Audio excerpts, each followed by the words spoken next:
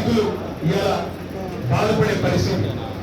వాస్తవం ఒకటి మాత్రం, నీళ్లు, నిధులు, నియామకాలు. ఇది ఆనాడు కేసీఆర్ గారు, తెలంగాణ ఉద్యమకారులు జయశంకర్ గారు, ఇంకా తెలంగాణ బిడ్డలు ఆనాడు తెలంగాణ ఉద్యమానికి ఇచ్చిన శీర్షిక నీళ్లు, నిధులు, నియామకాలు. వాళ్ళ రేవంత్ రెడ్డి గారు కూడా అదే పాటిస్తున్నారు.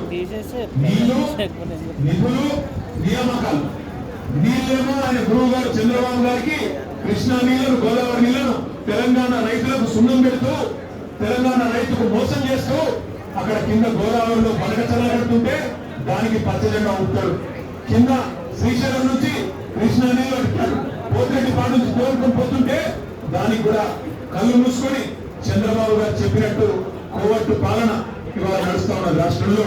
నీళ్ళేమో ఆంధ్రాకు పోతున్నాయి, నిధులేమో ఢిల్లీకి పోతున్నాయి. ఈ నియామకాలు ఆయన తొత్తులు కొంతమందికి ఇచ్చుకొని వాళ్ళనే చూసుకొని మురిసిపోతా ఉన్నారు. నేను అడిగిన ఒక కాంగ్రెస్ నాయకుడు ఫోన్ చేసిండు, ఎందుకన్నా ఇదంతా అని. నేను అడిగినా, మరి మీ ముఖ్యమంత్రి పిలిచింది కదా, ఎక్కడ పోయిండు అన్న ఢిల్లీకి పోయిండు అన్నాడు. ఎందుకు పోయిండు, ఏమిటి పోయిండని నేను అన్నా. ఎరువుల బస్తాల కోసం పోయిండు అన్నాడు. ఎరువుల బస్తాల కోసం పోయిండా. ఎట్లుందంటే ఇది ఎక్కడికెవడో తాటి చెట్టు ఎక్కినాడా.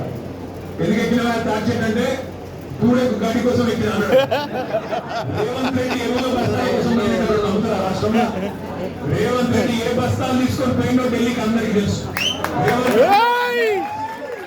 కేంద్రంలో ఉండే ప్రజలకు ఏ బస్తాలు మోస్తాడో, ఏ బస్తాలు మోసి ఇవాళ ఆ ప్రజలు కాపాడుకుంటున్నాడో